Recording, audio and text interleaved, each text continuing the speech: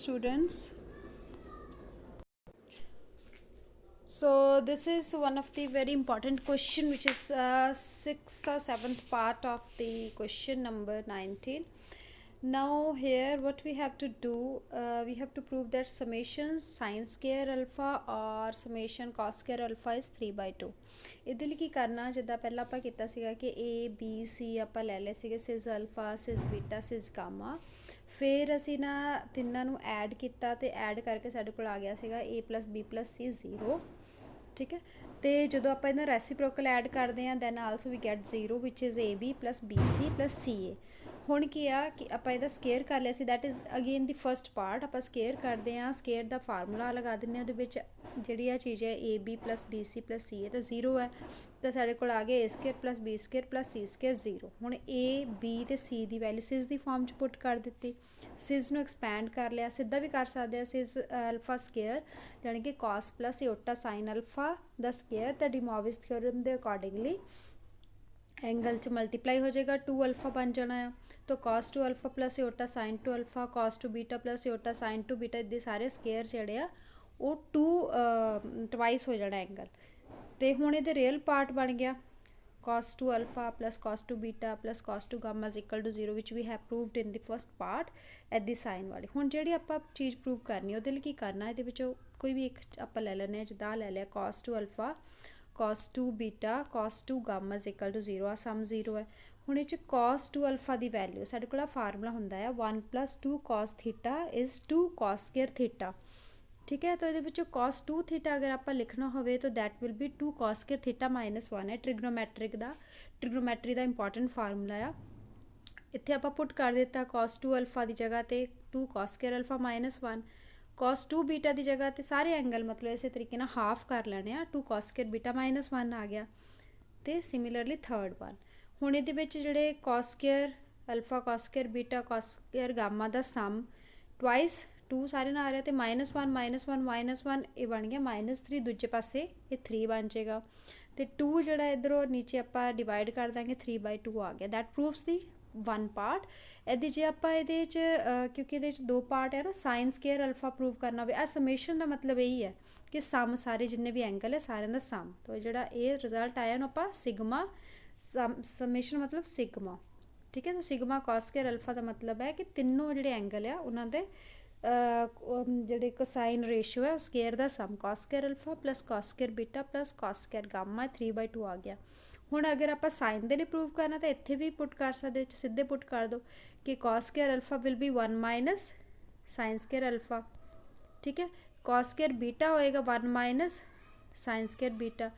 ਇੱਦੀ cos square gamma is 1 - sin square gamma. ਤਾਂ sine 'ਚ convert ਕਰ ਲਓ ਤੇ ਫਿਰ ਇਸੇ ਤਰੀਕੇ ਨਾਲ ਸਾਡੇ ਕੋਲ ਇਹ ਆ ਜਾਏਗਾ summation sin square alpha is again 3/2। So that proves the part. Now let us see the other question.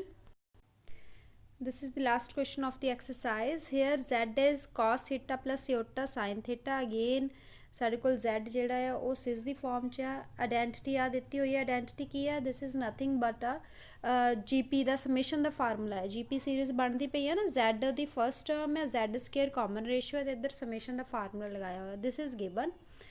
ਆਪਾਂ ਕੀ ਕਰਨਾ, ਇਹਨੂੰ ਯੂਜ਼ ਕਰਨਾ ਆ ਟੂ ਪ੍ਰੂਵ ਦਿਸ 2 ਰਿਜ਼ਲਟਸ। ਸੋ ਇਹਦੇ ਵਿੱਚ ਇੱਕ 'ਚ cos ਦਾ ਸਮ ਕੰਪੇਅਰ ਹੈ, ਦੂਜੇ 'ਚ ਸਾਈਨ ਦਾ ਸਮ ਕੰਪੇਅਰ ਹੈ। ਕਹਿਣ ਦਾ ਮਤਲਬ ਇਹ ਹੈ ਕਿ ਇਸ ਆਇਡੈਂਟਿਟੀ ਦੇ ਵਿੱਚ ਅਸੀਂ z ਦੀ ਵੈਲਿਊ ਪੁੱਟ ਕਰਨੀ ਹੈ, ਦੋਨੋਂ ਪਾਸੇ ਰੀਅਲ ਤੇ ਇਮੈਜਨਰੀ ਪਾਰਟ ਨੂੰ ਇਕੁਏਟ ਕਰ ਦੇਣਾ, ਵਿਲ ਗੈਟ ਦੀ ਰਿਜ਼ਲਟ। ਤੋ ਇਹ ਬਹੁਤ ਸਿੰਪਲ ਕੁਐਸਚਨ ਹੈ। ਲੈਟ ਅਸ ਸੀ z ਦੀ ਵੈਲਿਊ ਸਿਸ ਥੀਟਾ ਹੈ, z ਦੀ ਵੈਲਿਊ ਸਿਸ ਥੀਟਾ ਹੈ, ਇੱਥੇ ਸਾਰੀ ਜਿਹੜੇ ਲੈਫਟ ਹੈਂਡ ਸਾਈਡ ਹੈ ਉਹ 'ਚ ਪੁੱਟ ਕਰ ਦਿੰਦੇ ਆ।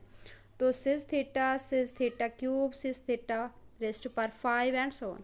ਹੁਣ ਸਿਸ ਦੀ ਪਾਵਰ ਹੈ cos + ਏਓਟਾ sin ਦੀ ਪਾਵਰ ਹੈ ਇੰਟੀਜਰ, ਤਾਂ ਡਿਮੋਵਿਸ ਥਿਓਰਮ ਦੇ ਅਕੋਰਡਿੰਗਲੀ ਉਹ ਐਂਗਲ 'ਚ ਮਲਟੀਪਲਾਈ ਹੋ ਜਾਏਗੀ, ਤਾਂ that will get this result. On the other hand ਅਸੀਂ ਇੱਥੇ ਪੁੱਟ ਕੀਤਾ z ਦੀ ਜਗ੍ਹਾ ਤੇ ਸਿਸ ਥੀਟਾ, ਫਿਰ z ਦੀ ਜਗ੍ਹਾ ਤੇ ਸਿਸ ਥੀਟਾ ਉਹਦੀ ਪਾਵਰ 2n ਹੈ, ਨੀਚੇ ਸਿਸ ਥੀਟਾ ਦੀ ਪਾਵਰ 2 ਹੈ, ਤਾਂ z ਵਾਲੀਆਂ ਜਿਹੜੀਆਂ ਟਰਮ ਸੀਗੀਆਂ ਉਹਨਾਂ ਵਿੱਚ ਵੀ ਆਪਾਂ ਸਿਸ ਥੀਟਾ ਪੁੱਟ ਕਰ ਦਿੱਤਾ। ਹੁਣ ਸਿਸ ਥੀਟਾ ਦੀ ਜਿੱਥੇ ਪਾਵਰ ਆਣ ਜਿੱਦਾਂ ਇੱਥੇ 2n ਹੈ, ਤਾਂ 2n ਮਲਟੀਪਲਾਈ ਹੋ ਗਿਆ ਐਂਗਲ 'ਚ।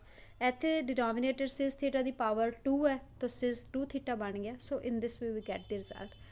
ਹੁਣ ਇਸ ਤੋਂ ਬਾਅਦ ਕੀ ਕਰਨਾ ਹੈ ਅਸੀਂ, after putting the values of z ਅਸੀਂ ਕੀ ਕਰਨਾ ਇਹਦੇ ਵਿੱਚ ਨਾ ਸਿਜ਼ ਨੂੰ ਐਕਸਪੈਂਡ ਕਰ ਲੈਣਾ। ਬਾਹਰ ਸਿਜ਼ ਐਜ਼ ਇਟ ਇਜ਼ ਰੱਖਿਆ, ਅੰਦਰ ਜਿਹੜਾ ਸਿਜ਼ ਹੈ ਨਾ ਇੱਥੇ ਸਿਜ਼ 2n ਥੀਟਾ ਮਤਲਬ cos 2n theta plus iota sine 2n theta. तो cos ਤੇ साइन ਦੀ ਫਾਰਮ 'ਚ ਲਿਖਣਾ, ਬਾਹਰ ਮਾਈਨਸ ਸਾਈਨ ਹੈ ਤਾਂ ਦੋਨੋਂ ਮਾਈਨਸ ਦੀ ਟਰਮ ਆ ਜਾਣਗੀਆਂ।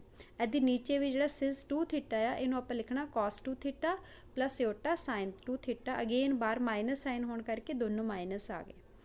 ਹੁਣ ਫਿਰ ਤੋਂ ਆਪਾਂ ਇੱਥੇ ਉਹੀ ਇੰਪੋਰਟੈਂਟ ਫਾਰਮੂਲਾ ਯੂਜ਼ ਕਰਨਾ ਜਿਹੜਾ ਪਿਛਲੇ ਕੁਐਸਚਨ 'ਚ ਕੀਤਾ ਸੀ। 1 minus cos 2 theta is 2 sine square theta. So ये फार्मूला आप उपर भी इत्थे भी तो नीचे भी यूज़ करना। तो साइन च कन्वर्ट कर लिया, एंगल हाफ हो जाना है। तो 2 साइन स्केयर एन थीटा तो नीचे 2 साइन स्केयर थीटा। 2 थीटा सी तो एंगल थीटा रह जाना, 2n थीटा सी तो एंगल एन थीटा हाफ हो जाना। सो ये हो गया। हुण आपां दोनों टर्म्स दे विच देखिए कि साडे कोल जिहड़ा न्यूमिनेटर दे विच now we put sine n theta, भी take sine n theta common, sine n theta उपरों कॉमन आ गया, नीचे साइन थीटा दोनों च साइन थीटा कॉमन। उस तो बाद ये ना क्योंकि sine n theta minus iota cos n theta अपन सिज की फॉर्म चाहिए, कॉस के नाल इओटा नहीं होना चाहिए, तो आप इओटा कॉमन ले लें, ईवन माइनस इओटा। तो माइनस इओटा उपर तो नीचे कॉमन ले लिया, कट गया। माइनस इओटा कॉमन लैन तो बाद ये बन गया कॉस एन थीटा। इत्थे 1 माइनस इओटा प्लस इओटा होंदा है, तो इओटा साइन एन थीटा, नीचे भी आ गया cos theta plus iota sine theta. तो आ sine theta as it is. हुण आपां देखिए ਜਿਹੜਾ ਆ सिज थीटा ਸੀਗਾ ਉੱਪਰ ਜਿਹਨੂੰ ਆਪਾਂ ਐਕਸਪੈਂਡ ਨਹੀਂ ਕੀਤਾ ਸੀ, cis theta minus cos theta plus iota sine theta, नीचे भी टर्म हैगी तो ये कैंसिल हो गया। तो साढ़े कोल सिर्फ ऊपर बची sine n theta cos n theta plus iota sine n theta upon sine theta. हुण आपां की करना, just we have to compare the real and imaginary part. तो रियल पार्ट जिहड़ी cos वाली टर्म्स का सम आएगा वो ये भी रियल पार्ट दे इक्वल कर देंगे असी, ठीक है। तो ये रियल पार्ट साढ़े कोल इत्थे ये आ गया। इसी तरह इमेजिनरी पार्ट जिहड़े हुण देखो ये जो रियल पार्ट है उहदे च आपां 2 ना अगर इनू मल्टीप्लाई डिवाइड कर दी ऊपर तो नीचे, ये बन गया साइन 2 थीटा का फार्मूला, जान के 2 sine n theta into cos n theta. It is we have this sine, इत्थे है साइन 2n थीटा, ठीक है, अपॉन 2 साइन थीटा। इदी जो इमेजिनरी पार्ट इक्वेट करांगे तो साडे कोल बनदा साइन स्केयर एन थीटा, जो इमेजिन मल्टीप्लाई हो जाना अंदर साइन स्केयर एन थीटा नूं फिर आपां जिहड़ा फार्मूले के अकॉर्डिंगली लिख लेना 1 minus cos 2n theta. Same again वही फार्मूला ट्रिग्नोमेट्री का। So that proves the this theorem.